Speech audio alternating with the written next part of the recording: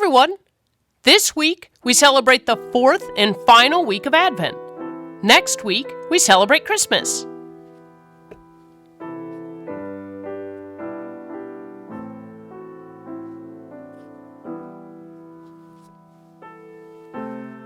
Advent is the time when we anticipate Jesus' coming.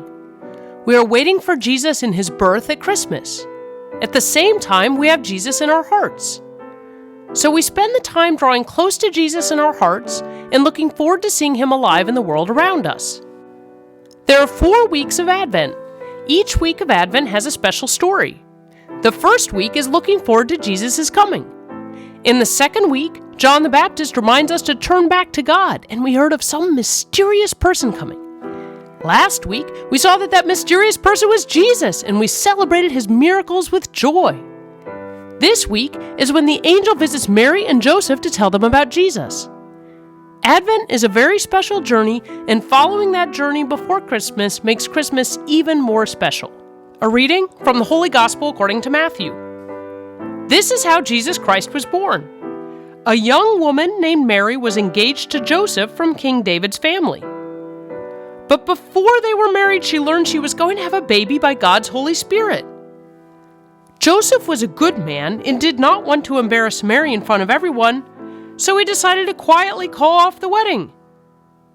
While Joseph was thinking about this, an angel from the Lord came to him in a dream. The angel said, "Joseph, the baby that Mary will have is from the Holy Spirit. Go ahead and marry her. Then after the baby is born, name him Jesus, because he will save his people from their sins." So God's promise came true, just as the prophet had said. A virgin will have a baby boy, and he will be called Emmanuel, which means God is with us. After Joseph woke up, he and Mary were soon married, just as the Lord's angel had told him to do. The Gospel of the Lord. In this week's Gospel, the angel Gabriel was very busy. He had just visited Mary to tell her that she was specially chosen by God to be the mother of his son. When this week's Gospel starts, it sounds like Mary has already told Joseph about the baby. They were supposed to get married. But once Joseph heard about the baby, he did not want to marry Mary anymore. The Gospel doesn't tell us why. Was he only interested in raising his own child? Was he scared of what it meant? Did he not believe Mary about the message from Gabriel? We don't know.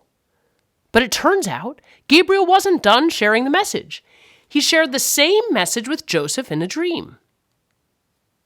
That the baby was from the Holy Spirit and he should still marry Mary.